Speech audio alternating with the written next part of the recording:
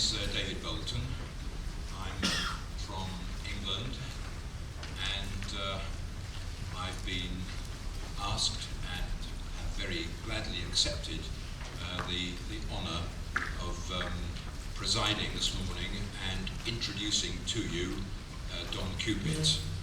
I think the main reason that I've been asked to do that is that I represent the Sea of Faith network in England, indeed an international network now strong in Great Britain, in New Zealand, in Australia, and spreading. And of course that is a network which has been inspired by the writing of Don Cupitt. So I am delighted to be back in Santa Rosa and delighted to be performing this particular function for a man whose writings have been of enormous importance to me over the last 20 years. I have a couple of domestic announcements to make, first of all.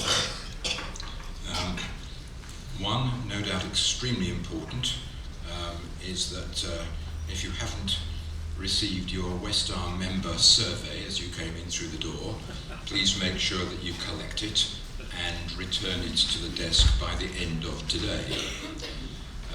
The second is that if you haven't received a sheet of paper describing what the Sea of Faith network is, then Hershey Julian will no doubt make sure that you get one. Here he is, and will no doubt direct you straight to the Sea of Faith little stand in the registration office. Okay, having got that, those two important things out of the way, let me come straight on to introducing Don Cupitt. A little over 20 years ago, a book broke the tranquil surface of theology in Britain, a book called Taking Leave of God, by Don Cupitt, and this caused the kind of furore that radical theology books occasionally do cause before they kind of disappear and another one comes up. It was an extraordinarily important book, and it was followed only 2 or 3 years later by probably the best religious television series on the BBC that they've ever done before or since. We're trying to get them to do it again on the 20th anniversary. A series called Sea of Faith, and that was presented by Don, and a book, The Sea of Faith, arose out of that television series. Taking Leave of God and The Sea of Faith were both enormously important books, but Don has gone on to write another 20 or 25 books since then, and it is very hard to keep up with Don Cupitt. Don is always 4 or 5 or 6 steps ahead of the rest of us, and just when we think that we are discovering wonderful new aspects of theology, we find that Don is several paces ahead of us, several books ahead. If you ask Don what his next book is going to be, he will say, do you mean the next book to be published, or do you mean the next book that I'm going to write? Because he's about 3 or 4 books ahead of his publishers. I know that he's delighted that his present publishers are Polebridge Press. Don was educated he's a graduate of Cambridge University. He was ordained in the Church of England in 1959. He became Dean of Emmanuel College in 1966, and he lectured in the Cambridge Faculty of Divinity until 1996. I know we're going to have an extraordinary day with Don. It's divided into 4 one-hour sessions. Each session will be roughly half an hour from Don, followed by half an hour of questions and even perhaps occasionally short comments from the rest of us. The 4 sessions are headed: 1, life; to the outsidelessness of life. I think it says the outsideless of life on your sheet. I know that we are two nations divided by a common language, but I think that's meant to read the outsidelessness of life. And this afternoon we'll be looking at theology, and then finally we get round to religion. So it is my great pleasure to introduce Don Cupitt, who will give us a life.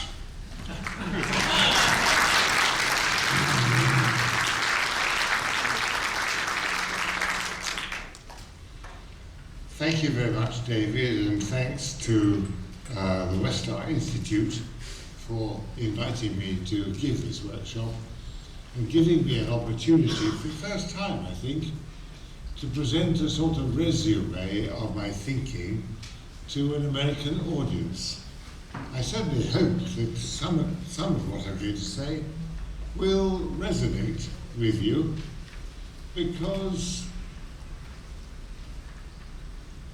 America, as a Protestant country and an Enlightenment country, embodies at least some of the themes of my theology, because I've wanted over the last 25 years to shift the focus of religious attention from the next world to this world, from the basic orientation towards the monastery and the celibate life, towards private life and the ordinary life of the people, from eternity to time, and from necessary truth to the changing, contingent world. I'm trying, if you like, to do what in the 60s was called secularize religious thought, but I have suggested we should rethink that and say that what we've been seeing happening in the last 20 years is not really the secularization of religion, but the sacralization of ordinary life. That's why I'm starting this book, this series of sessions, by talking about the word life, which has been an important strand in my thinking for the last 5 years. 5 years ago, I was casting about for a new way of presenting philosophy and theology to an audience that was getting pretty impatient with both subjects. And I had the idea, coming from Wittgenstein, of a reverse approach.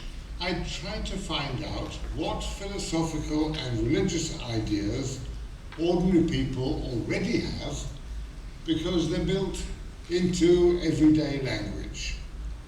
Wittgenstein has familiarized us with the idea that ordinary language is basic, that the ordinary life of people, ordinary human social life, is basic, and it already has a philosophy, a worldview, an ethic built into it, which we can never wholly leave behind. But very few efforts have been made to find out in detail exactly what the worldview of ordinary people is, and even less effort has been made to find out how it's changing.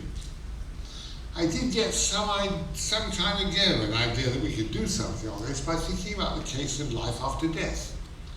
I found myself wondering whether ordinary people do in fact believe that they will have further experiences after death.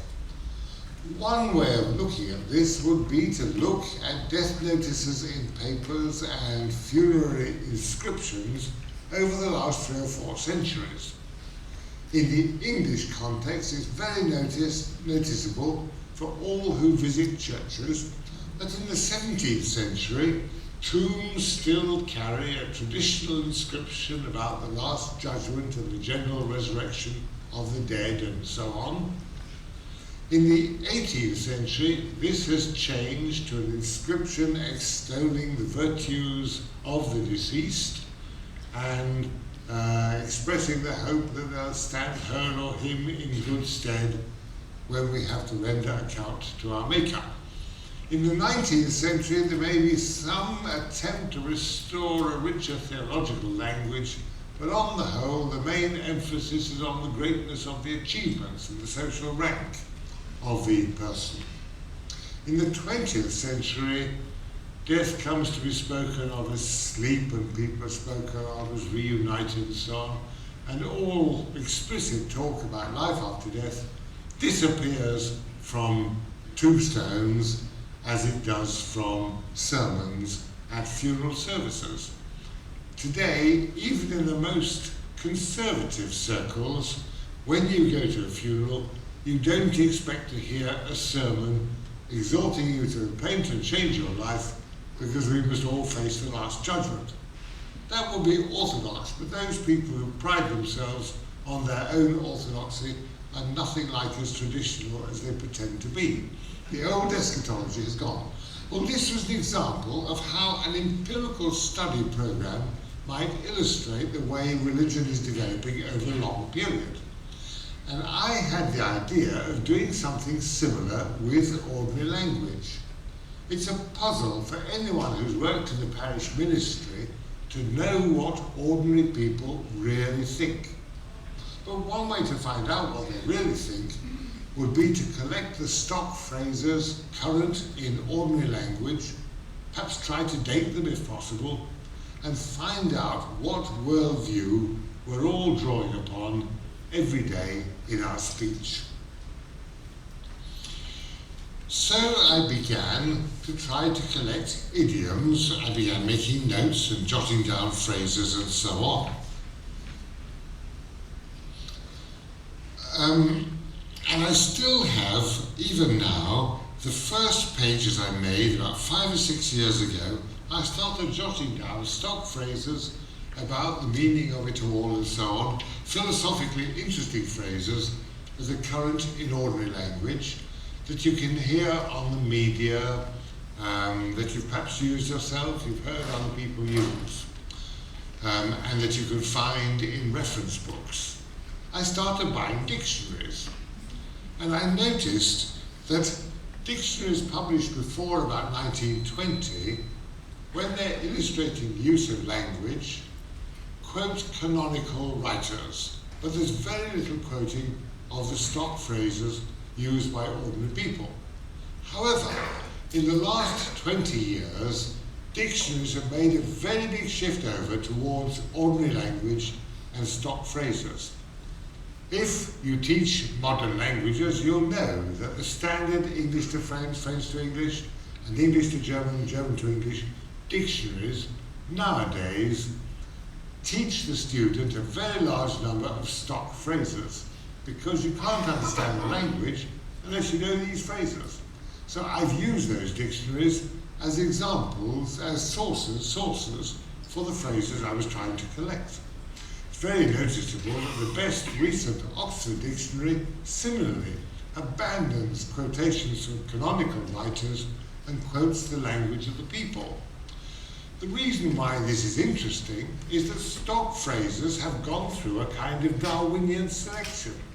When you've been in a situation when the stock phrase has seemed to be le mot juste, it's said just what you want to say, crisply and clearly, you've heard it before, it's available to you, you use it again.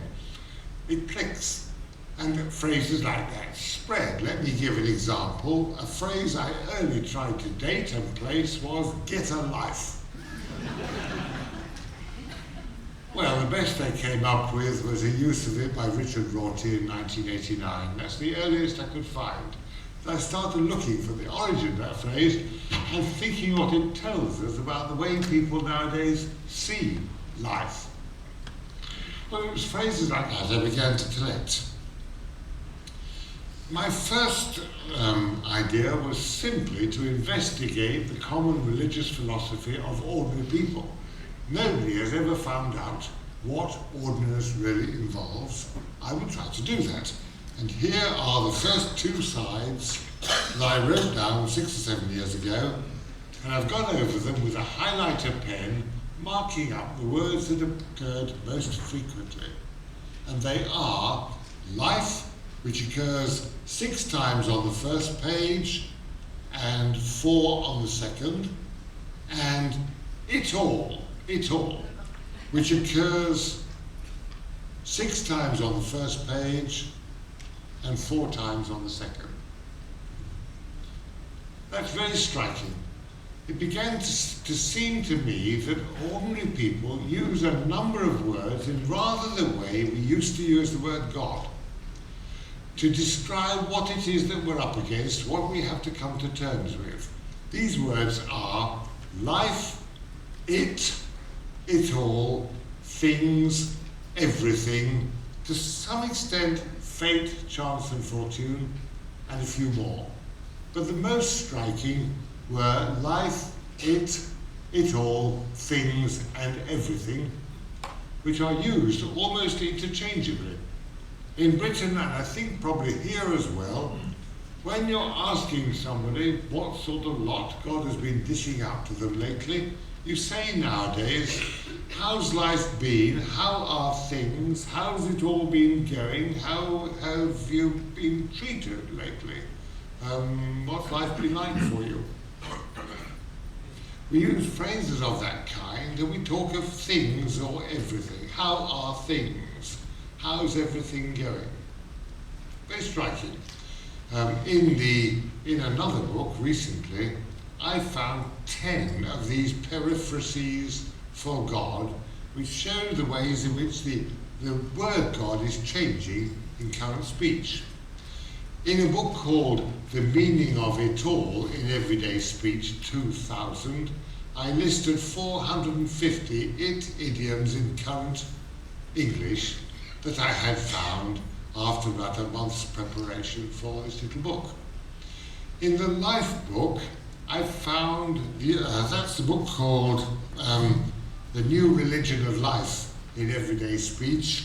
I found 150 religiously significant life idioms in everyday speech, which everybody will recognize. And by the way, you will notice that although we hear nowadays how pluralistic society is, despite all the pluralism in modern Britain, everybody's heard these phrases. And despite the very considerable differences in idiom between English and American English, I think nearly all my phrases are recognized over here. The differences are pretty small. In fact, phrases that become current in here become also current in Britain within a year or two. So I collected phrases and it began to seem that life is the most interesting and important word of all. It has the richest idioms, is used in the most obviously religious way. The example with which I begin life concerns the death of Princess Diana in the year 2000, was it? When Prince Charles and the Queen both recorded short statements for television. They were keen to come across warmly. There have been sharp critics. I beg your pardon, I'm getting this wrong. I'm talking about the death of the Queen Mother in the year 2001. But at the time of the death of Princess Diana, there had been criticism of the royal family for withdrawing into private grief. So the Queen and Prince Charles both recorded public statements that were shown on television. What was striking about these statements is that despite her own personal faith, the Queen used no traditional religious language at all, but used only the word life. And Prince Charles used no traditional religious language at all, but used only the word life, though his outlook is a bit different from his mother's. Two of his uses of the word life were notably Nietzsche. What it seems has happened is that life has become our most popular totalizing word in the last 20 years. We now use it because we can't use traditional religious language in public. Let me give an example which everybody will recognize in Britain. I think most of you will probably recognize here. When a much-loved young woman dies and people want to pay tribute to her and express their grief at her tragic death and so on, in England today, you would never say she loved God, but everybody says she loved life. Is that true here as well? Something similar? People praise the dead for their love of life, almost universally now, but never for their love of God. To an extraordinary extent, within the last 20 or so years, the word God has been dropping out of everyday speech, and the word life has been replacing it. Several professional writers have told me that this happens, and I notice the word life in this strange new sense being put in inverted commas quite frequently by, for example, Virginia Woolf, 60 or 70 years ago. But the big changeover is in the last 30 years or so. By the time I got my first 100 idioms, I dug out the old Oxford English Dictionary, the great big multi-volume thing, and looked it up on Life, where there are many columns, to see how many of my 100 phrases it listed. The answer was 1. It was published in 1907. Amazingly, the shift towards life in everyday language has happened entirely in quite recent times. The only life idiom still in use now that was already in use in about 1907 when the volume on life appeared was the phrase life force, which had already been given currency by people like vitalist biologists and Bernard Shaw and so on. Life force. That was astonishing because it now seemed to me first that I was discovering something interesting about the worldview and the beliefs of ordinary people. I was also discovering something interesting about how religion is changing in our time. I also had to give some kind of history. In the Life book, one bad mistake is made. I missed, through sheer negligence, the single most important statement by an early writer of the new point of view. It comes near the end of Tolstoy's War and Peace. It's Pierre's meditations when he's in captivity. Pierre says, life is everything. Life is God.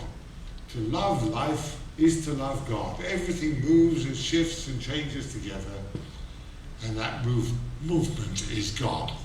Now, very striking indeed, for about 1860, when Tolstoy was finishing War and Peace. I did find some earlier very striking uses. The poet William Wordsworth, for example, is already speaking just of biological life, of the pleasure of being alive, the pleasure that there is in life itself, from the poem Martin. In a very modern sounding way, about 1795 or so, Wordsworth was very innovative in that in Christian culture, and coming from a strongly Anglican and Cambridge background where he should have been very Platonist, he's already praising the life of sensations, the emotions and the body, and talking about living by the heart, as if he's a kind of century earlier version of D.H. Lawrence.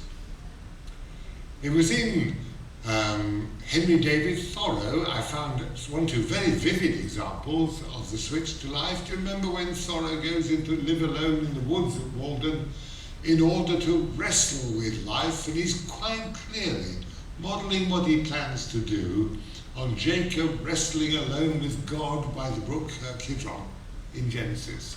But his life he wants to wrestle with is life that he wants to tell the truth about itself.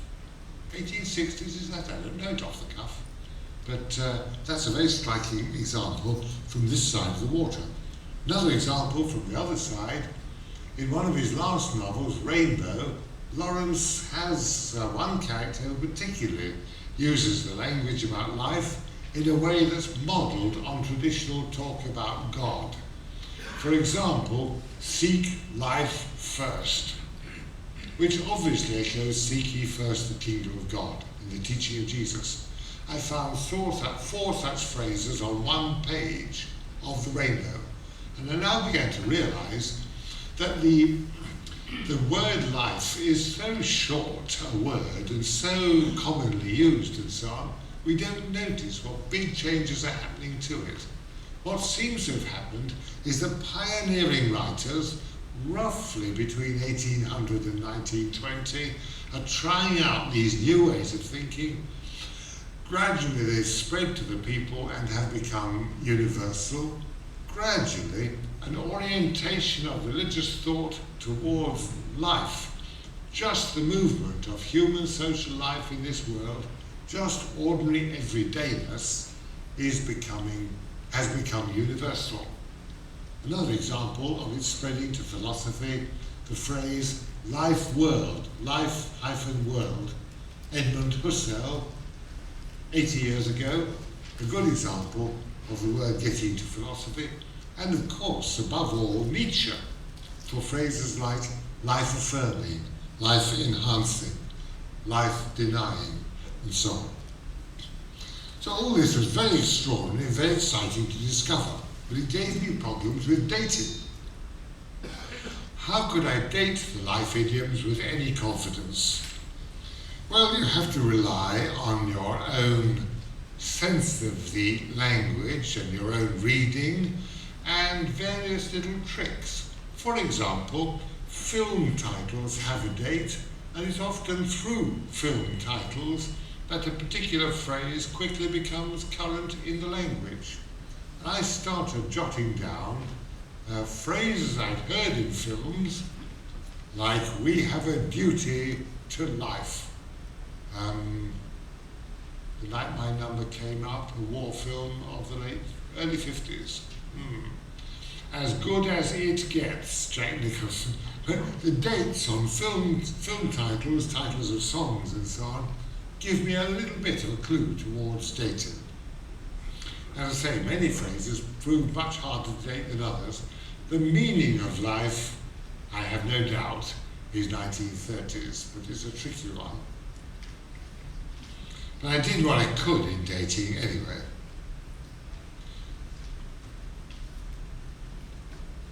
So far then, I got to the conclusion that ordinary people do have a rather striking, emergent, new religious philosophy, already built into their language. And to some extent it's affected the Orthodox as well. Somebody's told me that in the 80s the Billy Graham organisation received an award from an advertising council for its use of the word life in its publicity. And pro-life and anti-life and so on have become stock phrases in the debates about abortion and so on. It's usually biological life that's being talked of there and is being sacralized, but at any rate, some influence of life talk has affected both evangelicals and Roman Catholics, as well as the mainstream of novel-reading members of the population. What about the question of the turn to ordinariness, the giving of primacy to ordinary life that's involved here? That story is, I think, fairly familiar. It's beginning an affirmation of, a defense of ordinary civil life against its critics, begins to appear in the towns along the Rhine in the late Middle Ages, and the emergence of domestic subjects and interiors as subjects for painting.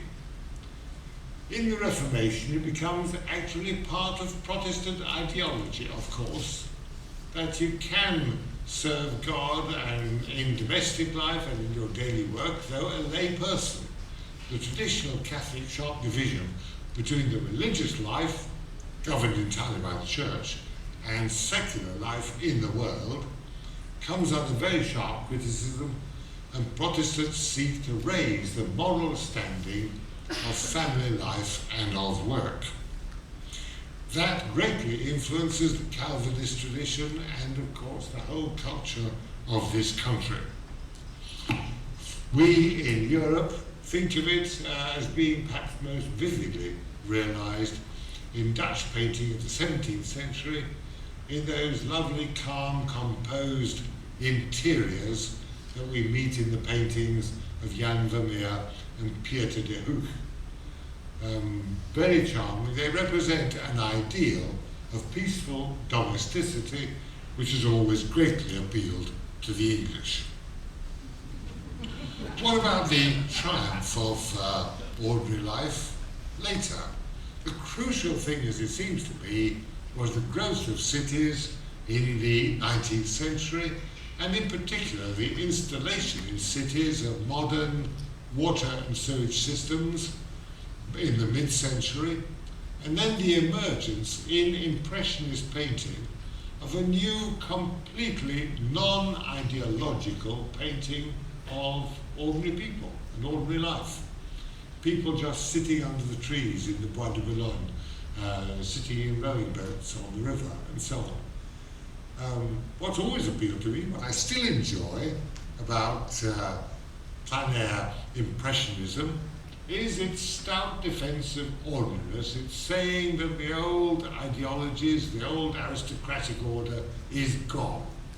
This is the triumph of democratic ordinariness, and I think it is no accident that the finest collections of Paris Impressionist and post-Impressionist paintings were made and are now in this country. I imagine Americans recognise something that they too are very enthusiastic about.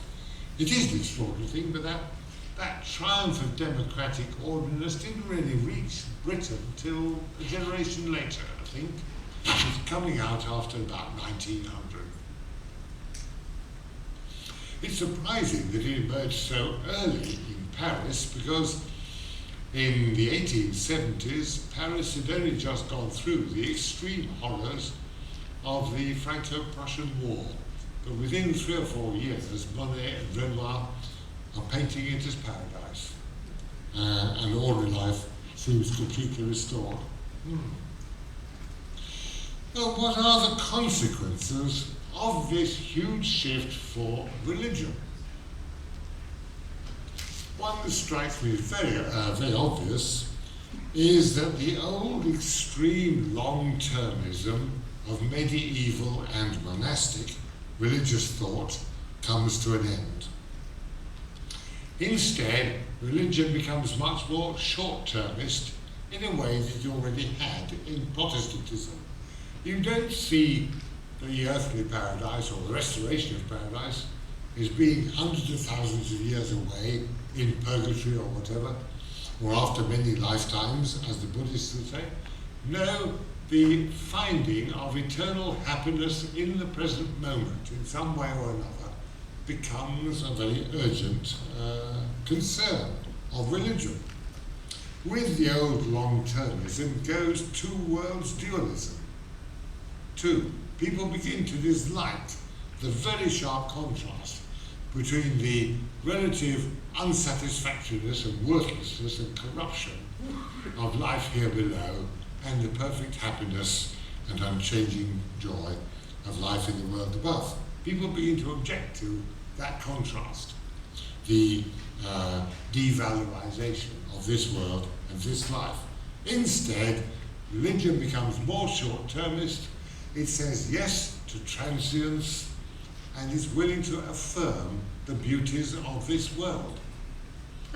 I had an amusing example of this when, after debating these issues with a Roman Catholic nun, who was a friend of mine, she sent me a further contributions to the debate on postcards of Monet's paintings of the river. Those paintings were the whole thing, the whole painting. It appears to be, as it were, watery. There's nothing substantial at all.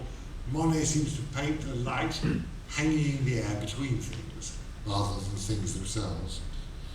She changed over from the old Catholic view that you should only value the most unchanging and eternal things to the new view that it's the transient beauties that move our hearts most deeply.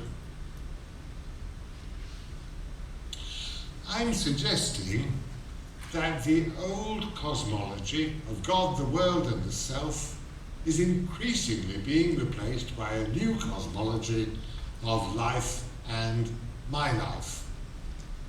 There's life in general, and there's each person's particular state in life, and it's part of the thesis of life that nowadays we use the term my life in much the same way as we use the term my soul. Your life is what you must claim responsibility for, what you must own, what you yourself must take the basic decisions about. As life has become longer and more predictable, we're aware of being able to plan our lives. We can't just say that the course of our life is in the hands of God and we've no idea what will happen. To a surprising extent, we can make long-term plans for our own lives. And people increasingly nowadays want themselves to take the great decisions about their own life. They're not willing to be pushed into the job and to marry the partner that their parents have chosen. In Britain, we have had many cases of young people who have been willing to commit suicide rather than agree to and undergo an arranged marriage. These people could be considered martyrs for the region of life because they hold that my life is sort of sacred. I mustn't sell it. I mustn't allow other people to control it. One must claim moral responsibility for one's own life. It's a new thing, and it may be a shock to you when your own children start to claim it against you. But it is a fundamental fact of our time, and one we should take very seriously. I've got one last new thing to mention, whether we should speak of life as being like God or life as being like everything. There is an important difference here. In the old dualism, you made a sharp distinction between the perfection of God in the heavenly world and the mixed, deeply imperfect character of the earthly world. If you want to undo that distinction and say that all life is holy, we should commit ourselves to life, we should not be very judgmental, we should, so far as possible, affirm everything, then we're beginning to treat everything or life as a rather different object from God. Saying yes to life is rather like saying yes to marriage as a package deal. When you say yes, for better, for worse, for richer, for poorer, in sickness and in health. When you committed yourself to God, you committed yourself to an absolute perfection which you hoped one day to see completely triumph. When you commit yourself to life, you commit yourself to it, good and bad, as an animal does and must. An animal loves life and goes on struggling right up to the end. And if you believe in the new religion of life, you admire your fellow human being. You're doing the same. Notice today that we no longer admire people when they get a terminal illness for submitting in a resigned way to the will of God. We praise them for fighting to the end, like an animal. Interesting.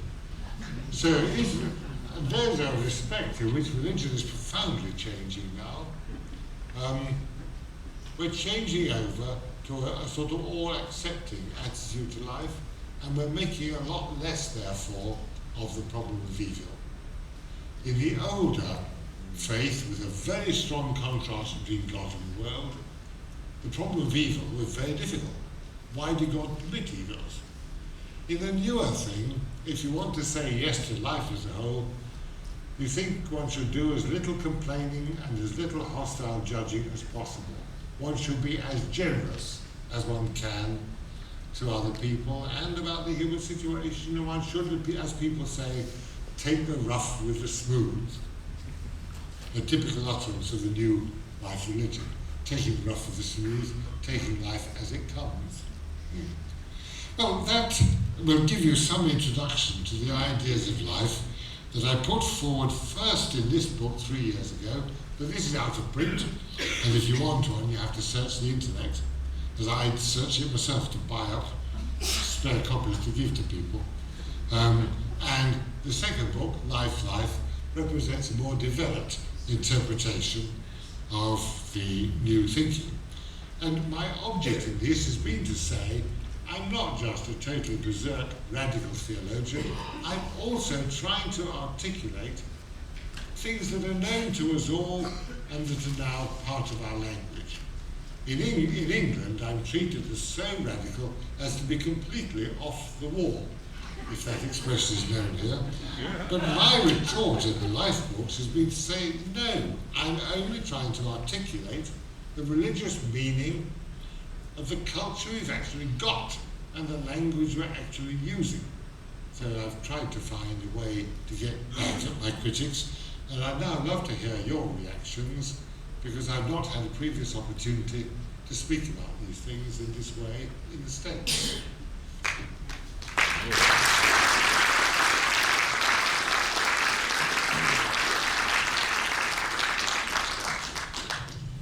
Thanks, Don, for that hugely stimulating introduction to the day's theme. I love the idea of asking in California whether off the wall.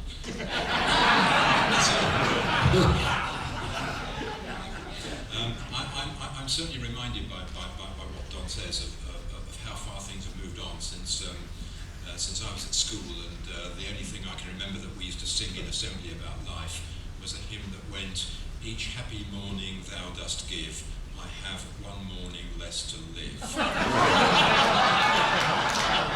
Then help me so this day to spend, to make me fitter for my end. I don't know if I still sing that hymn.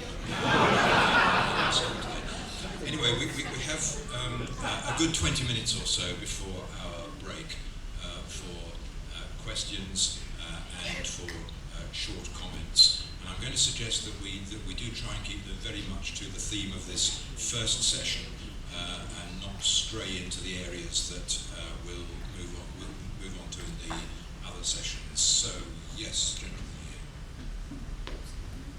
The analogy about animals fighting for life, I have a question. Our veterinarian tells us that it's the pet owner who fights for life, but not the pet.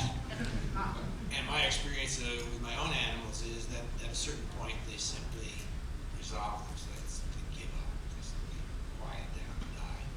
Very often seeking a place alone to do that. Thank you for that comment. I was thinking of the case of the way birds in a country like Britain in winter live at the very edge of survival, yet continue to sing every morning. In the northern forests, the smaller songbirds get within 20 minutes of death every night, but they wake up, they forage about, they find enough to start the day, and they sing. I think we need to get used to living on the edge like that and to loving life despite its transience and fragility. Is that right? Is that a better way of putting it?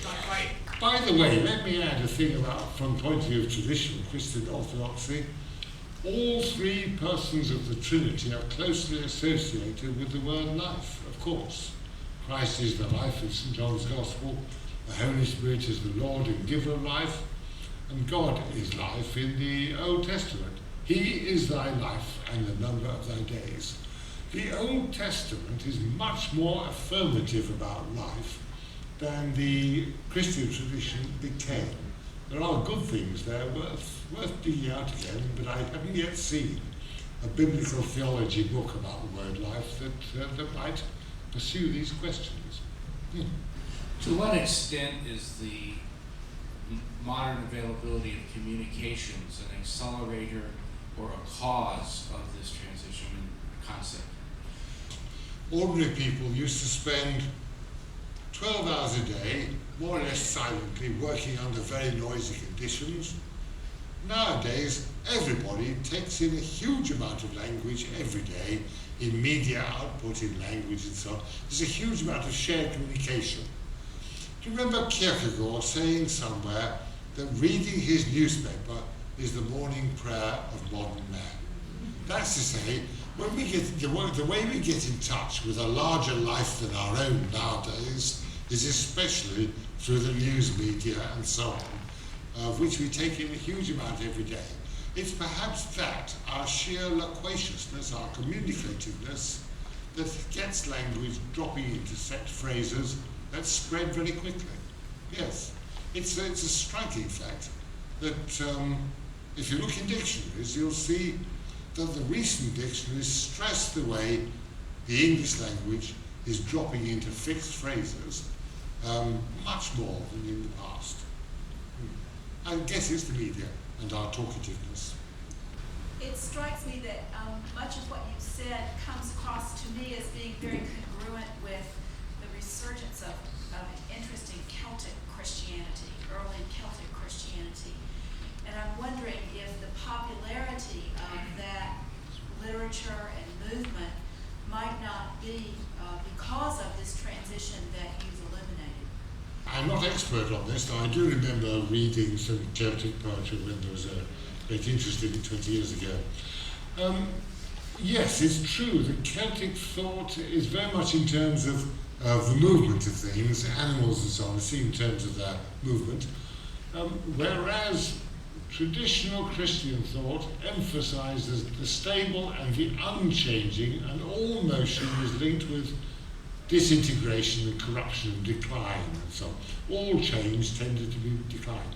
Well, but today we take a much more affirmative view just of the movement, the mobility of life. Yes. Again, I like that. I like the change in values. Yes. You're talking, I suppose, of the way in which animals are described in verbal phrases, aren't they, in terms of the way they move in Celtic art. Well, and the orientation of Celtic Christianity to daily life and the ordinariness, the sacredness in the ordinary. Yes, the sacredness of ordinariness. Let me give another example of that, a more recent one from the new book. Nowadays, even when the most terrible tragedies occur, we know we've got to gather our dead and mourn them, we've got to clear up, we've got to investigate what's happened, we've got to prepare the response. But also we know that ordinary life must go on. There's a case of that, which we had in my family, yes, when one of us had to keep the children fed and bathed and put to bed and so on, while the other partner was close to death in hospital. Ordinary life must be maintained, it's a sacred duty. I felt that after 9/11. Within a day or two, you felt the strange paradox that on the one hand there's a vital religious duty to gather the dead, mourn them and so on, but there's also a sacred duty to maintain ordinariness, the continuity of ordinary life. You can't just stop. As people say, life must go on. That's another example of life itself becoming almost the highest value. You can't admit defeat and back up. Life must go on. Yes. Just to confirm that, this seems very much right on what's going in many areas. I don't know how many people are familiar with the American philosopher Robert Solomon, who in Texas has written a recent book called Spirituality for the Skeptic. And he was attempting, he says, how can somebody in philosophy, should even be talking about this? This isn't normally a philosophical sort of thing to talk about spirituality. But he, of course, when he tries to define this, and he's talking a little bit in relationship to his wife, who also is involved in philosophy and has a Roman Catholic background. And they're both involved in existentialism, and they're a couple of real experts now on Nietzsche and on existentialism. But he goes into saying, well, I didn't have the religious background, and I certainly see everything as this worldly. And he said, but he comes down, for him, the essence of spirituality is the passionate embrace of life. And so it's just interesting, very much the same sort of thing. And of course, he very much quotes all the time Nietzsche's phrase that Nietzsche liked to use, amor fati.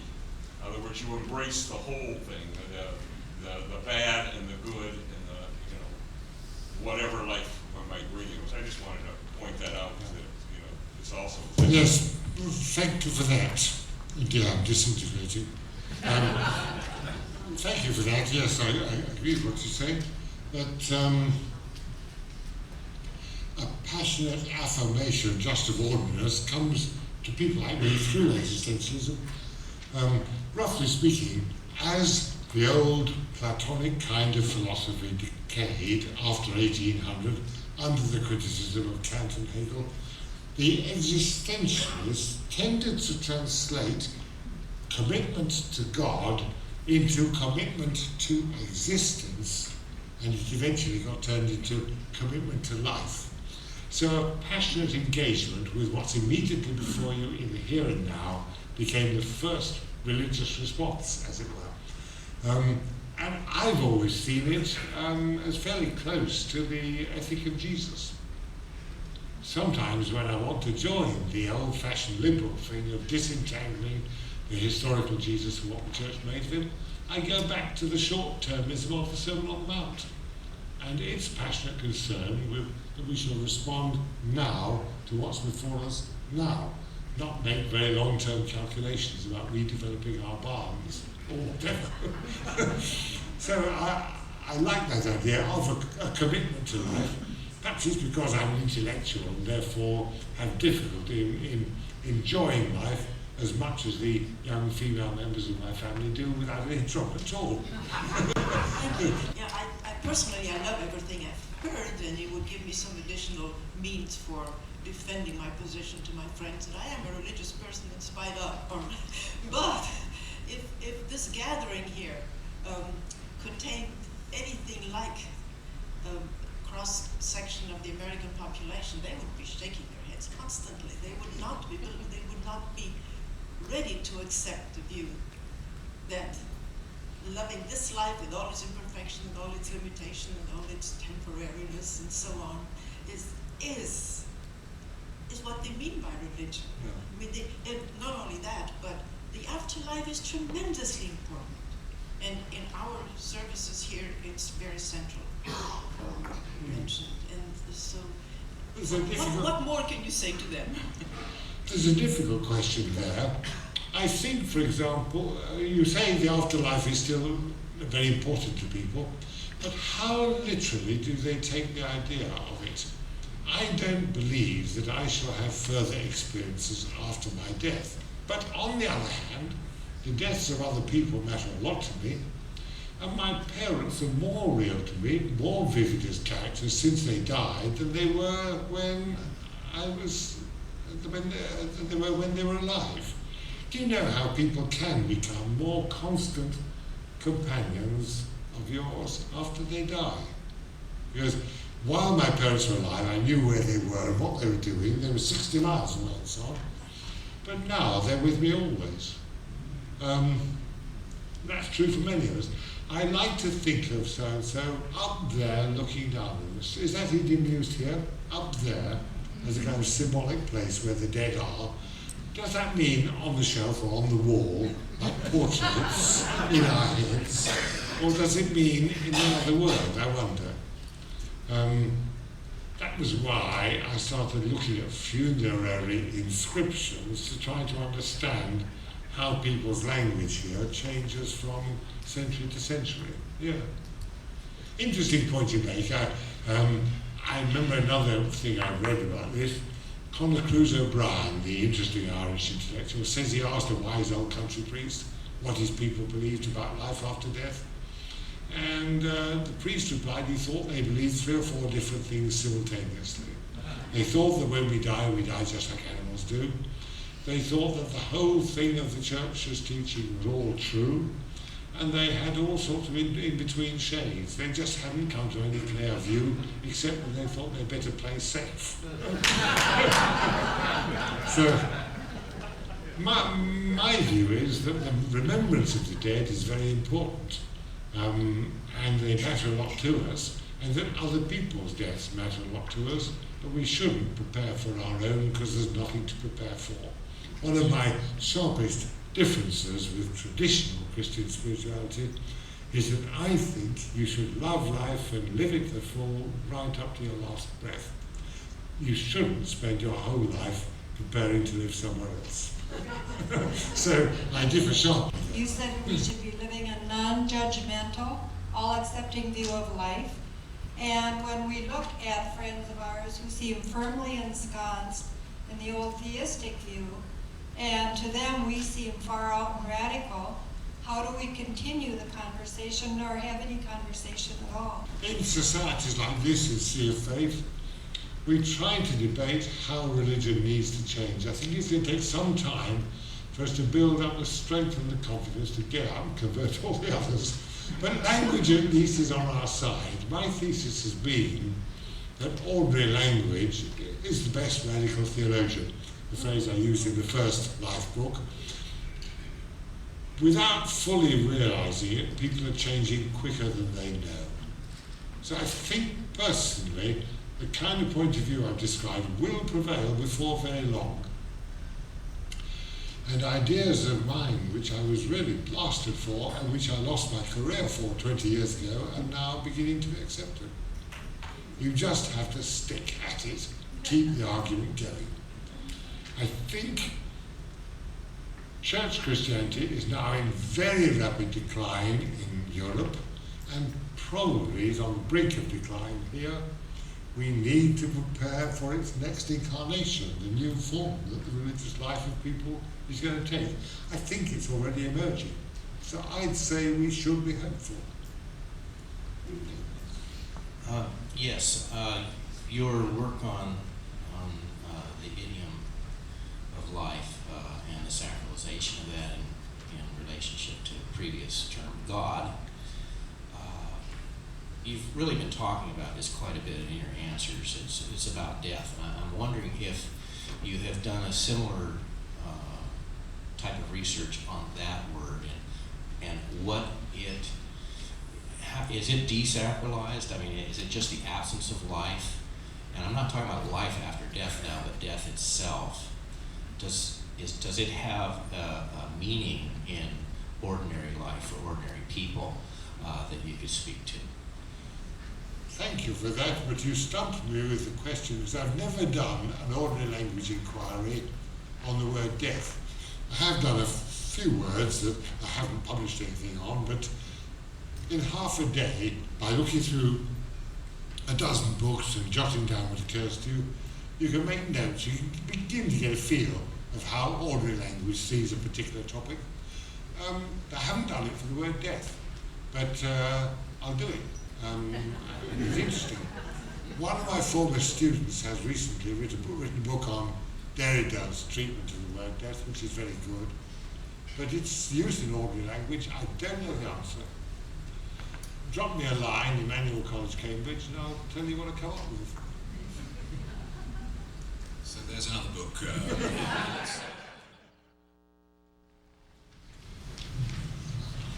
I like the questions that were coming up earlier so much that I'm definitely going to talk for a bit shorter this time, so as to give you more time to contribute. That reminds me of my California story.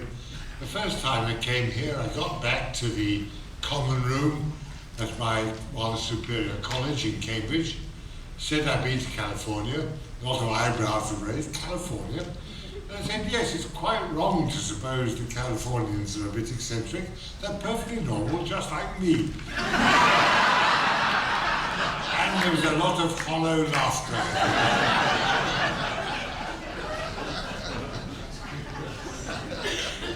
Our second topic is the outsidelessness of life, a phrase that came to me in the mid-80s.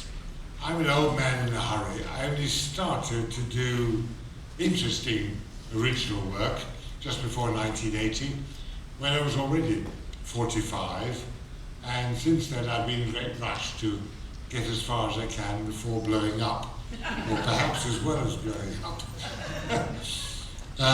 The outsidelessness of life, which you might compare with the outsidelessness of the universe in modern physical cosmology. There is nowhere prior to the Big Bang, just as there is nowhere north of the North Pole. There's nowhere outside the universe. By the outsidelessness of life, I mean this, that life is an all-embracing continuum. It includes all our knowledge, all our philosophies, all our faiths. It's bigger than all of them. Nobody, says the film actor Elliot Gould, in a phrase I noted down with some enthusiasm, nobody is bigger than life. Life is all-inclusive. And the argument for its outsidelessness and for my brand of what I call empty radical humanism is this. We invented language. We evolved amongst ourselves out of our need to communicate with each other and our intense sociability. We evolved the entire world of linguistic meaning. We are the only language users, and only we build a picture of the world. There is no world but our world. No other being forms a complete world picture, sets the world in order, describes it all, lays down laws for it and so on, in the way that we do. The world is ours in a very strong sense. Our language is as much ours as our own bodies are, and the world we build around ourselves is also ours. We should therefore not be afraid that there's any point of view or any malin génie, evil spirit in Descartes' nightmare, that can somehow demonstrate that our construction of the world or our language or our values are radically wrong. We should be confident in our world because it isn't anybody else's world. Our world is de facto the world. We are inside a world, as it were, that we have blown up around ourselves, and it has no outside.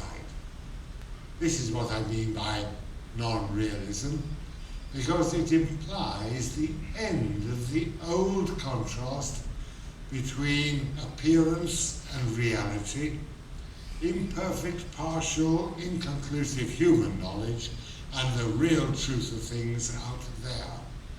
It was Nietzsche who first saw these radical implications of the emergent, late modern human worldview.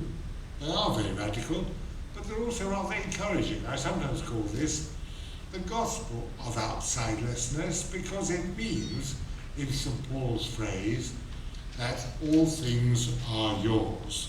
We're not going to be robbed of our values or our world. In philosophy, ordinary language itself is rather more radical than you might think. It accepts, for example, the end of metaphysics or Platonism. Heidegger used the two words more or less interchangeably, causing a bit of confusion.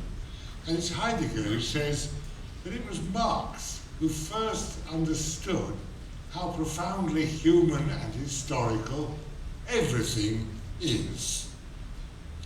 But in ordinary language today, we have the same insight expressed for us with marvelous simplicity and clarity in John Lennon's phrase, above us only sky. Write it down, it's beautiful. Above us only sky. Well, again, ordinary language accepts perspectivism. That's to say, we all have different angles on the world, and our conversation is a search for consensus all the time between our different perspectives. Think how in ordinary language we ask other people how things look from their point of view. How does it seem to you? How does it look from where you are? That's how I see it. How do you see it? Ordinary language is full of that sort of phrase. And in the last 10 or 15 years, we have come to use the word perception to mean interpretation. A very striking shift. I think it began in this country when people began to say that the Chinese perception of the whole issue of human rights is different from the Western. Well, that use of perception is quite different from the older Anglo-Saxon use. The older use was that an honest person with a clear head has a completely unbiased vision of the world. Perception was like photography. But we've been forced in the modern period to recognise that perception is always interpretative. We always construe the world in terms of our own beliefs and expectations and interests and so on. So we have come to use perception to mean interpretation. As for non-realism, the best example I found in the life books was this. We sometimes hear it said, he's had a hard life, but then he makes life hard for himself. We're aware, in ordinary language, of the to and fro between belief that it's things out there that determine the course of our lives and realization that it's we ourselves who, as it were, give these things their power over us. I noticed a lovely example of this when I heard a sports commentator talking about a snooker match and popped it into the latest book a few weeks ago. This sports commentator was talking about a player who was playing badly. Everything seemed to be going against him. With every shot, he seemed to be having bad luck. And the commentator said, when things are going like this, he must resist the temptation to say that everything is against him, that it's a matter of fate. Believe me, it's never fate, it's always you. And I thought that was a beautiful phrase, which again shows how an impeccably ordinary bloke fully understood the point of non-realism. It's never fate, it's always you. The use of supernaturalist language is so often an attempt to pass the buck or conceal the truth from ourselves or avoid accepting full responsibility. Whereas ordinary people in ordinary language rightly regard fighting spirit and courage as the highest of all virtues. It's never fate, it's always you. Beautiful expression. Now, by these simple examples, I'm trying to suggest that technical philosophical stuff, such as the end of metaphysics, perspectivism, and non-realism, are not as strange as they might seem. The ideas involved are known to ordinary people and are part of ordinary language.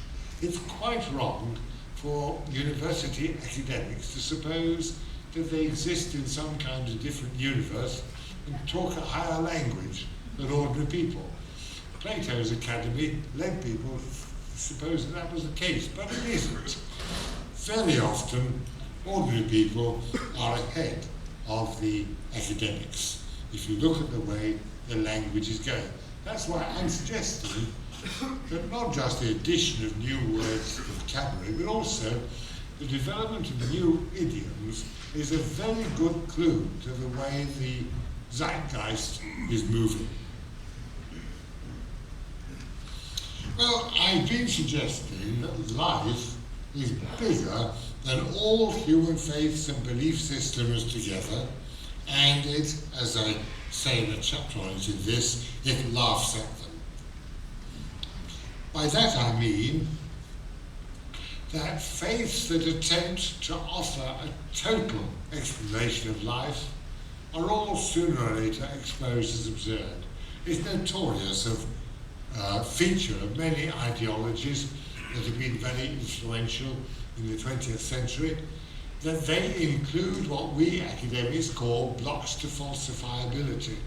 They've already got built-in explanations of why anyone doesn't accept them.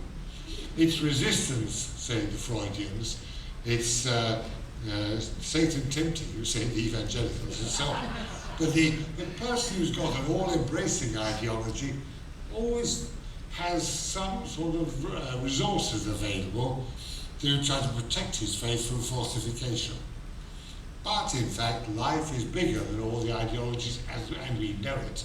That's why we are rightly a bit suspicious of religions that despise life, try to conquer it, or to escape from it, or keep it under control, or lead us to aspire beyond it. Life is all-inclusive and must be accepted as a package. Some recognition of this is shown in traditional religions, I must say, from the point of view of fairness, when Roman Catholics and Buddhists both deplore courting martyrdom and excessive asceticism. Both the main Latin tradition of Christianity and the main Buddhist tradition say your spirituality should be moderate and human. You shouldn't seek martyrdom, actively courting it, and you shouldn't practice such a severe asceticism that you ruin your health. No, you should follow a middle way. So the best and most rational religions recognize that an attempt to sort of crush life is a mistake. You've got to be moderate. That's right, I think. Well, I want to draw a few consequences now from this business of the outsidelessness of life. I might say something very briefly about death. Most influential with me here was the famous sayings about death at the end of Wittgenstein's Tractatus, where Wittgenstein says that death is, as it were, a boundary to life, but a boundary we're not aware of ever having crossed. That's why he says death is not an event in life.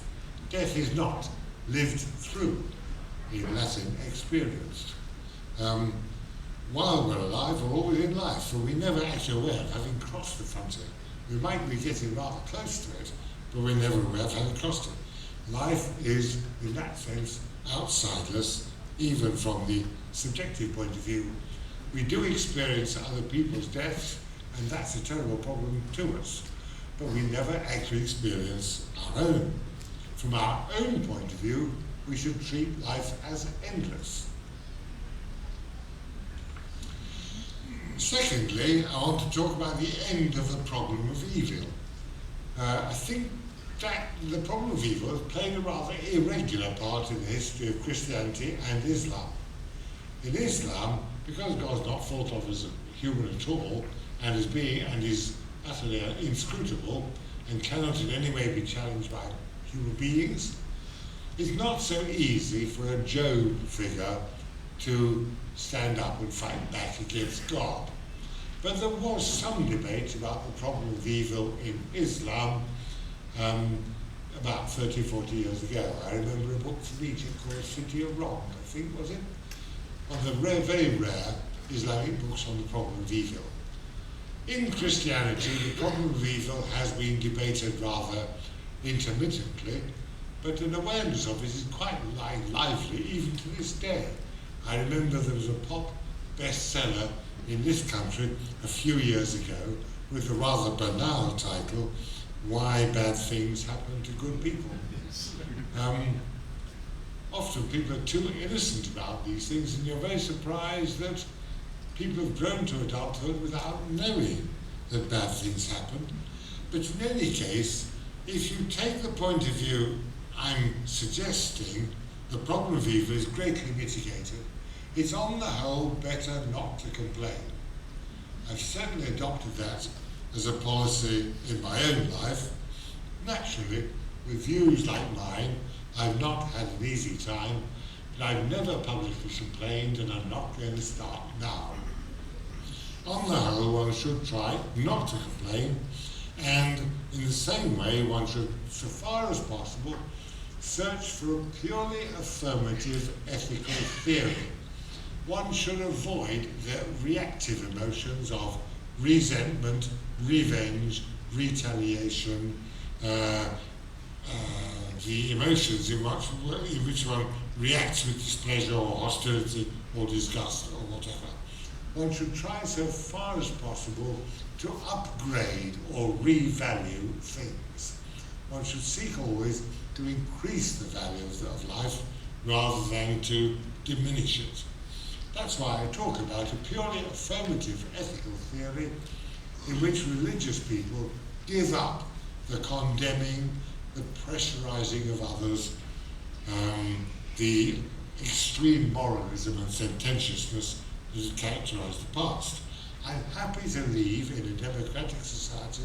I'm happy to lead to political debate the question of deciding what behaviours are not tolerable and must be inhibited by the force of the state.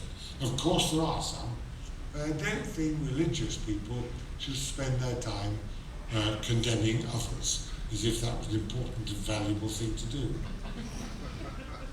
We should, so far as possible, be purely affirmative. So I've always loved the saying of Jesus, judge not. Another consequence of the recognition of the outsidelessness of life, as I've been talking about, is this: the end of seeing all of life as a quest for personal purity, usually seen in terms of keeping oneself untouched, inviolate, not invaded. A quest for a kind of thoroughgoing all-round virginity, in which one doesn't mix with others or doesn't mingle. I think that's rather objectionable and has been very extreme in the past.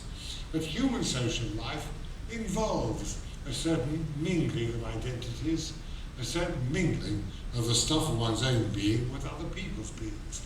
The human self is not a thing with a very, very clear line around it that can be kept clean and polished and uncontaminated. We are our lives.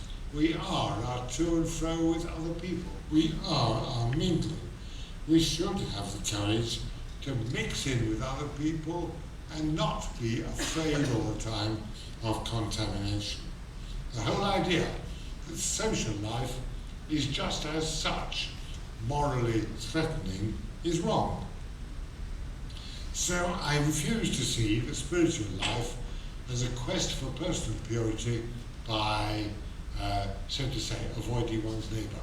I became aware of this when, many years ago, I studied the Rule of St. Benedict, one of the most influential documents in the whole history of Western Christianity, and saw there how sternly the saint warns monks against the moral dangers of gossiping with beggars and other poor people who come to the monastery gates. You should keep separate from other people. You should come apart. You should be separate. Another example of that, I know someone who's still alive, a lady in Cambridge, very old now, whose parents were Plymouth Brethren, but they were ordered to separate by their church and did so. It caused very great pain. One was born into exclusive brethren and the other not. But they were ordered to separate. It was horrid. But the very idea of sharp separation and keeping oneself away from others and from the mingling that life obviously involves seems to me to have been a mistake. And I've already suggested, too, that a lot of the ethic of preparing for death has also been a mistake. That's why I think Spinoza says that whereas Plato said that the philosopher is a person who spends his life preparing for death, for Spinoza, the wise should think about life, not about death. Spinoza was the first great thinker to reverse the traditional Platonic ethic. He was most insistent on the affirmative virtues: love, joy, sanity, freedom. He was also most insistent that one should think about life, not about death.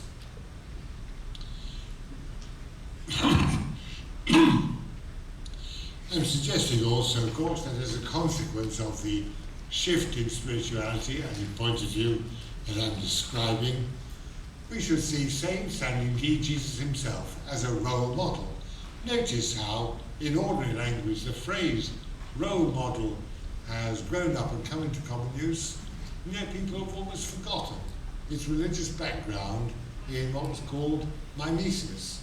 the imitation of Christ, the taking of Christ as your role model.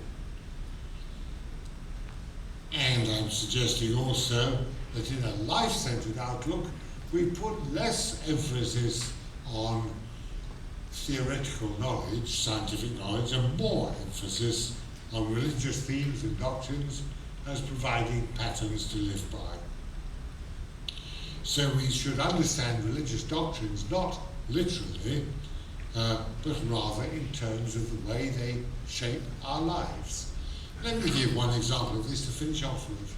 I've repeatedly, over the years, been involved in controversies about the resurrection. In my very first book, I attacked the view of the resurrection as a kind of miraculous resuscitation of the corpse of Jesus in his grave. And I still say firmly that you believe in the resurrection if you're living a risen life. That's all that the idea of the resurrection can mean. And indeed, if you look at St. Paul himself, he associates the resurrection very closely with baptismal regeneration, with the believers living of a new life. And yet, amongst us, it's notorious that the resurrection is made into a test of faith, and it's always the most crudely realistic Frankenstein and his monster conception of the resurrection that is taken as a test for religious orthodoxy. Well, we should resist that fiercely. We should say that the people who want to set up hoops for us to jump through like this are quite wrong, and they themselves show that they don't understand how religious language works, and what it's for. It's meant to influence the way you live. You believe in the resurrection if you're trying to live in a new way. That's it. A resurrection is a comeback. It's a fresh start. It shouldn't be seen as a miraculous resuscitation of a corpse, and St. Paul himself doesn't seem to see it that way. That suggests that a life-centered religion, such as I'm describing, will be a religion that sees religious belief less in terms of dogmatic conviction, dogmatic tenets, more in terms of living by stories. That means we've got to attack very sharply existing notions of what orthodoxy is. Well, that I hope has given you a little more time than we had in the first session to raise questions. I think it's becoming fairly clear now that today's session is not four separate lectures, but it's all very closely interlinked and is moving quite seamlessly. So we can pick up questions where we left off this morning, and I'd like to take questions primarily initially from those who didn't get a chance to put one.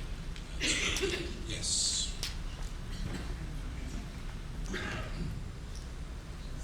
This relates more to what you were talking about this morning, but one of the most insidious phrases for how to live life in the United States in a secular sense is to be politically correct.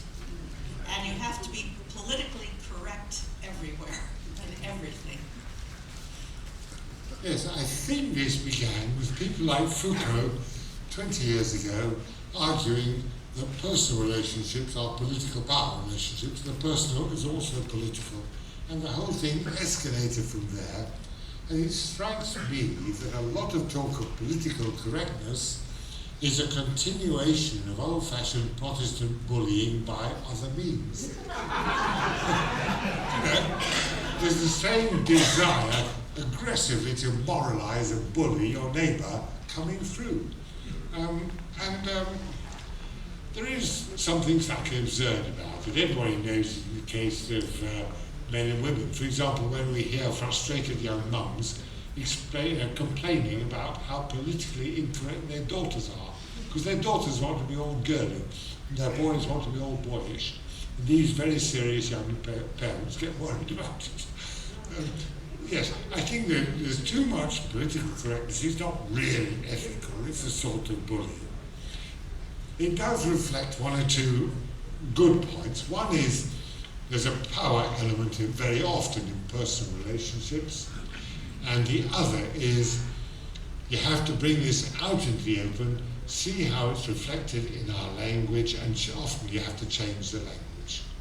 So there are serious moral points involved, but I agree, political correctness can be very boring, and there shouldn't be so much of it in a free society. I wondered if you might comment on the possible acceleration of your theory of here and nowness and life as our embodiment, as to whether or not it has accelerated due to, in part, the emergence and proliferation of so many feminist theologians, historians, and so on. I wondered what influence women who are so much embodied have on this whole theory of changing from that platonic split to something that's much more, I may call it, holistic. Yes, thank you. Two things. One is the emergence of mass leisure and also of retirement has made ordinary people whose lives used to be given wholly to work more this worldly in outlook. Obviously, mass leisure and retirement mean that ordinary people too have much better access to cultural resources and to pleasure than in the past. And a very good thing too.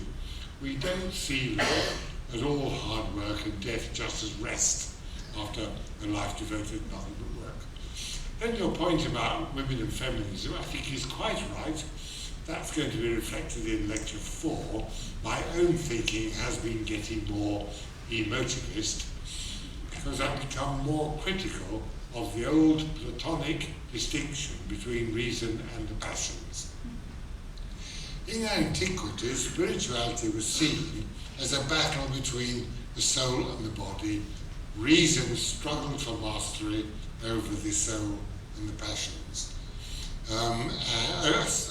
Reason struggled for mastery over the body and the passions. That rather iron self-discipline was very strong in Roman Catholic theology right up to the Baroque and even after.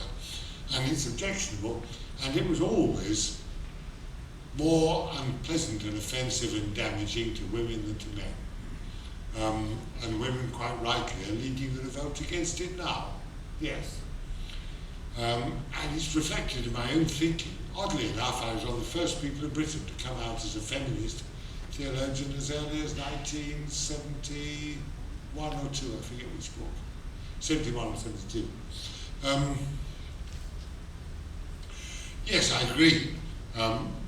With the rebellion against the division of the cosmos into two different worlds goes a rebellion against the division of the human being into two different parts, one of which belongs to the upper world, another to the lower world. Instead, we seek a more holistic understanding of human life and human consciousness. I nowadays battle to get rid of the mind-body distinction as well. Yes, thank you. The point's a good one, but it's something that has conspicuously been made by feminist theologians, but also some of us men too. Immensely pleased with the emphasis on life, but I note that all of us are little species shamanistic as we speak of humans all the time, and I would like to think of our connection with the web of life, and I'm very tickled by the word kingdom. You take kingdom and remove the G, and think of our DNA and everything else that bears the word life. We are in such a network that we hardly notice it, and I think this is one of the directions our theology should take us. Yes, thank you. Remember that at this point, Greek has two words, zoe and bios, where English has only the one word. There's life in the biological sense, animal life, which we share with other living things, animal and plant life. And there's life in the sense of human, social, and historical life, which is above all mediated by language. I quite like nowadays to bundle the two together a bit, and I'm very impressed by the rapidity with which we're changing our assessment of animals and their capacities, their thought and their communication. I read zoology as my first subject at university, and was of the first generation that was greatly impressed by the work of Kohler, Tinbergen, David Lack, and the first generation of animal behaviour people. But that work has gone on so rapidly this last 50 years that we're quite used to the idea now that something analogous to language, and certainly something analogous to culture, already exists amongst animals. Where that'll lead us eventually, I don't yet know. It's just a rapidly changing branch of knowledge that will affect thought. I'd like to see us begin to strive for more consistency in our attitudes to animals. Which ones we eat, which ones we protect, whether there are some we should even give something like civil rights to. I'd be inclined, I rather agree with those who think we should register all the anthropoid apes because they're getting so scarce, and track them all and look after them. I think we're going to have to stop laboratory experiments, or most of them, on the anthropoid apes and a few other things. But how far that will take us, we hardly yet know. It's now beginning to be very actively debated.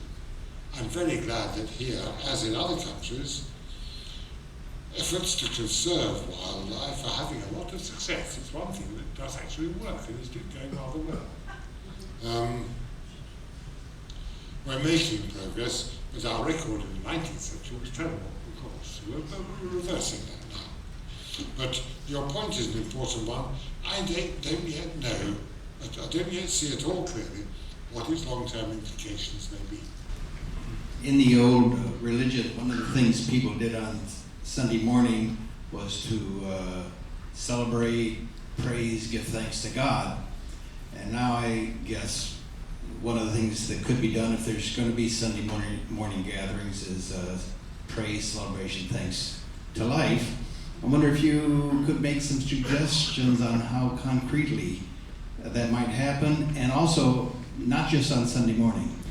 5 years ago, in the writings of that period, I was debating with myself whether to focus my philosophy of religion around the word God, or around the word being, or around the word life. As it turned out, it's been life. I did write 2 being books, and I did write the various books in which I put forward a non-realist conception of God in the 80s and a few in the 90s too. I do myself still sometimes talk to God and find myself praying, so out of long habit. I am a priest, I still go to church. But I have since the end of the 70s moved from my old high orthodox notion of God to a non-realist conception of God, according to which God is a spiritual ideal. And one can rightly aspire after God as an ideal of perfection and love and so on. And treat God as a symbol of the goal of the spiritual life. A God who's purely ideal no longer pushes events, but he can have pulling power. So I haven't yet myself formally rejected belief in God because there's a lot of elements of it in me. And I don't know what its long-term prospects will be. I think the notion of God as universal cause of all events is unavoidably in decay, partly because the modern vision of the world doesn't need a first cause in addition to second causes, partly because there's so large an amount of random in the constitution of the world. See, the idea of God is officially thoroughly predestinarian. It implies that every event in the whole of world history is controlled, pre-calculated and controlled by God with a view to the fulfillment of a single great cosmic purpose. Now that extremely unified and rationalist conception of reality seems to be unlikely ever to return. The modern universe has just got too much random in it. So I don't myself think all-out metaphysical theism is likely to return, but it may be the word God does have a future as a term in spirituality, and that the worship of God will persist. Let me come back at you with a question. Isn't it odd that a country with as vigorous a republican tradition as this still goes to church to use the language of absolute monarchy? I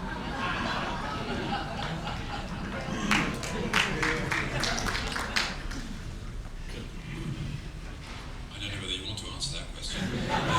But just pursuing the question that has been asked, Don, do you think it is necessarily desirable that we start finding, inventing, creating new rituals for a Sunday morning, for instance, to celebrate life? Or do we just celebrate life without rituals? Or are people who go to church on Sunday morning or Sunday evening actually celebrating life in their own way, even if they wouldn't express it in those terms? In Radicals and the Future of the Church, 1989, I did a sort of sketch of the Church of the Future. It was a sort of Quakerism plus a memorial meal type Eucharist. And it was much laughed at, but it was the best I could do at the time. More recently, I've said that our radically open-texted and democratic non-organisation, the Sea of Faith, is a sort of rough sketch for a Church of the Future. I just don't know. I don't know what form will be found to work best in the future. I hope there'll be something. I hope there will still be societies, meeting places, where people can test out their religious language and evolve some kind of common vocabulary and cooperate on various campaigns and projects and good causes. So there are various uses of a church which will continue whatever happens. I'm just unsure. Notice, by the way, that the churches are trying to turn to this world. A good example of it, in a European church, you're always in a kind of catacomb. You can't see out of it. The windows are all stained glass. And the pictures, the iconography you see in church is always concerned solely with the next world. Everybody whose image is in church is either dead or immortal and has always been in heaven. There's nothing of this world to be seen when you're in church in a standard traditional Western church. But as you go to New Zealand, the east window of the church that the celebrant looks through as he celebrates the Eucharist is left clear and shows the landscape. So you, at the Eucharist, while you're worshipping, you look through and see this world. And I was very tickled by that, by the newness and strangeness of it to a European who'd been brought up to think of the church as being rather like the painted interior of an Egyptian tomb. It was very refreshing. One other thing in Europe, I don't know if anybody's ever seen it here, but perhaps the loveliest building in the whole of Europe is Steinhausen. Anyone know what I mean? Steinhausen? One of the loveliest small Rococo churches in Germany, a pilgrimage chapel of the village in the Swabian Alps. Steinhausen is decorated in plaster with the animals and plants and even the insects of the neighbourhood. Most extraordinary for a Roman Catholic church. So perhaps the church can begin to shift its focus towards this world, can begin to pray with eyes open, and so on. By the way, my version of prayer is this. Instead of trying to practice sensory deprivation and shut out all external motion and sound and so on, I tend to sit and watch natural motions. I watch the clouds moving. I watch the people moving across the big common outside my college window. I watch grasses blowing in the breeze. Anything very quiet like that, a quiet natural motion. And I try, as it were, to listen to being coming forth. I try to watch the passage of time. I try to just listen to the world. I love watching gentle natural motions. That's a sort of meditation where I'm not making any pretense of trying to attend to another world. I'm trying to attend to this one.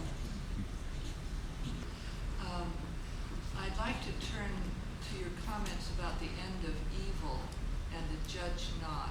I'd like to hear some more words from you about that, because I'm still in a place where I am very aware that there are some actions and choices that we make that are much less life-giving than others. And sometimes I think of them as evil, and I do judge them. So I'd like to hear you say some more about that. Yes, I understand you, but let me make my point more cautiously. I'd like to see us less vigilantly looking out for motes in our neighbours' eyes. They're very often Puritan communities, say here or in Scotland, have got a bad reputation for always snuffing out sins, looking for wickedness and so on.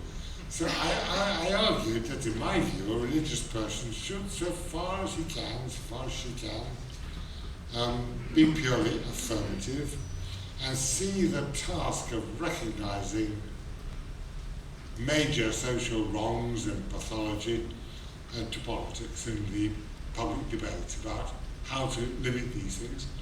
Often, evil is used rhetorically to demonise political opponents or other countries or something in a way that I would want to avoid. So I'm trying to be more tolerant. Let me give an example of the shift. Alcoholism was sin in the 19th century, was medicalised in the 20th century, on the whole with good results. Often you can treat a thing as a moral question and battle away with it, or you can treat it as perhaps a problem in psychology or a medical problem and deal with it more gently and sympathetically, but more successfully. I wasn't saying that society as a whole should not take evil seriously, only I don't want to see religion chiefly concerned with looking for other people to condemn. I hate, for example, the current violent controversy in English and American Episcopalianism, Anglicanism, over how to be sufficiently anti-gay. I can't abide that. Simply won't have anything to do with that controversy. For most of my life, happily, I was able not to worry about whether people were gay or not. It just doesn't strike me as a thing one should get unduly worked up about. You see what I'm doing? I'm not denying evil. I'm saying I want it to be less salient in our whole living than it has been in the past. And still in some places is. Are you satisfied or? Yes, thank you. I was concerned that you weren't giving enough credence to the reality of sometimes there is evil. But yes. I agree with the examples yes. that you gave. Yes, but we've got to be careful about getting overexcited. There have been a few cases in Britain where people have got into an almost hysterical state over things like satanic child abuse, and all sorts of evils have been done, and innocent people's lives have been wrecked by a kind of media hysteria. That's the sort of thing we should, I think, have no part in. These things matter, but we've got to be careful of a sort of mass hysteria like that happened in the days of witch hunting. Yes, I heard you mention in your comments the word psychology. And it occurs to me that as we move from dogmatism and God out there to personal interaction and all that kind of social relationship, that we probably better use our time not studying all of this old dogma and all that, but think more about applied psychology, developmental psychology, the whole field of studying this life thing as it appears in us. And maybe we should move a little bit more in that direction. Yes, I think more is being done in pastoral training of ministers and so on in this country particularly than was done in the past. But it's true, one of the disasters, one of the reasons for the disasters that's overtaken the Roman Catholic priesthood in the last 15 years or so has been the rather crude pastoral supervision of the clergy and crude teaching of psychology and so on, and pastoral formation of the clergy themselves. Yes, a lack of psychological sensitivity has meant that life as a Roman Catholic priest or as a pope can be horribly harsh and lonely and unbefriended and lacking in human warmth. Yeah. So I think you're quite right, and one of the gains we did make in the 20th century was improving psychological awareness. Let me put this in Foucault's terms. A gifted and remarkable man, Michel Foucault, the French historian of ideas, talked about the care of the self, and he said that Christians had tended a bit to neglect this. We conducted a kind of moral self-examination before we went to confession, but we lacked ability to care for the self in the way that pagan Romans had often done. The point is a good one. We need more psychological awareness and sophistication and awareness of others. Notice nowadays that employers are now being increasingly held responsible for protecting their workers from intolerable levels of stress and for making jobs interesting to do, so people can do them without getting damaged by them. That's a good change that is taking place. I belong to the Santa Rosa Church of Religious Science, and we teach mostly what you're talking about, and we also call our Sunday service a celebration of life. My question is, on your outline that we were handed, you have a little quote in parentheses. Does that refer to book titles and chapters or something like that? Oh, they're short abbreviations for works of my own. I settled on two ways of conducting these sessions. Either I read you texts that are briefly referred to there, or I talk off the cuff from the lecture notes given, as it were, and inevitably, being a gossip that I am, I've not actually read you chunks of the books. So LL is Life, NRL is New Religion of Life, AIW is, that's, now, I've got it. Which one is it? WH is the way to happiness. AIW is as it was. Yes, I had thought of the idea for my 70th birthday of writing a kind of manifesto or a sort of sketch of my own ideas, a crib to myself in a way, as the 70th birthday. And it was to be called As It Was in 2004, in contrast to As It Was in the Beginning, It Is Now, It Never Shall Be. I doubt if that'll get published. It was just something I did as an exercise to sum up my... That's all that is. But actually, although it's always less coherent, if you're in a reasonable mood, talking off the cuff can get points across better and discover areas of agreement better than reading a text. Just depends on the mood one's in. Okay, we're coming to an end of this second session, but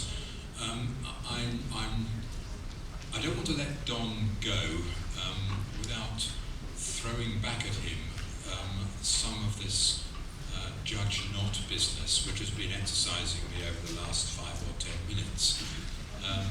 Don, I was brought up in the Plymouth Brethren, and I hope that I'm no longer judging other people by the standards of the Plymouth Brethren. Nevertheless, I do find myself extremely angry and if you like, judgmental about on the issue that you mentioned of gay priests and gay bishops. This is not something that I feel I can simply stand back from and let them get on with it. I feel angry and engaged about that. Now, is that because I am still enthralled to my old Christian religion, or is it, and therefore not yet sort of fully in tune with the new religion of life? Or is there something to be said for religious people being passionately involved in these kind of controversies? And if they are passionately involved, and if they believe, as Bishop Richard Holloway has said, that homophobia is the church's way of defining sincere religious conviction, if one believes that, shouldn't one say so, even if one is going to be called judgmental?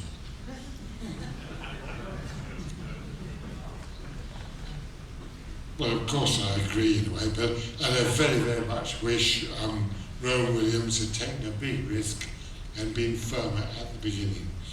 He should never have allowed the recommendation of Geoffrey John to go through and be approved by the Queen and so on, and then backtracked. That was a disaster. I agree that particular case is important, and that the obsessions of some of the evangelical brethren need to be opposed. Yeah. But it's just as a matter of general policy, when you change over to seeing everything as a continuum, and having a less dualistic vision of the world, you try so far as possible to see things in context, and to use persuasion and rather than confrontation as your method of solving moral disagreements. I rather wish more senior people in the Church of England had opposed the evangelicals, had opposed their interpretation of Scripture and so on. It's most unfortunate that thoroughly bad biblical exegesis and so on gets away without the bishops objecting to it. In Britain, at least, we've allowed the evangelicals to be the tail that wags the dog for too many years. Something rather similar happens in Israel when ultra-hard-line Orthodox Jews are allowed an undue influence on the policy of the whole state. We shouldn't let hardliners claim the moral high ground and have more influence than they deserve. I agree. But I'm trying to get the bitterness out of moral conflict. Over some of these issues are perhaps a bit easier to talk about. I am myself a little bit more divided. For example, abortion. In general, I'm sympathetic. I think the state should permit abortion because there are so many cases where surely it is the best option. On the other hand, as a biologist, as myself parent and a lover of the web of life and so on, I hate the thought of aborting a healthy pregnancy, and I wonder if society could find some way of making the situation easier. And I do feel a bit divided over that one. So in some of these cases where an issue is fiercely debated, I want to deplore the conflict and the ferocity of it and use gentle persuasion. In other cases, I'm genuinely myself divided as well. Yes, I fully appreciate the problems people have raised, because I think there are no absolutes in ethics, there's only a continuing conversation. Thank you, Don, for those very sound judgments.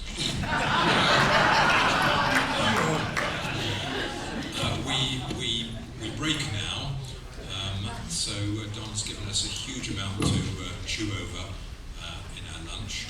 I've just been asked to tell you that when you do come back at 1:30, there will be a second handout being handed out at the doors, door here on the table, on the table there.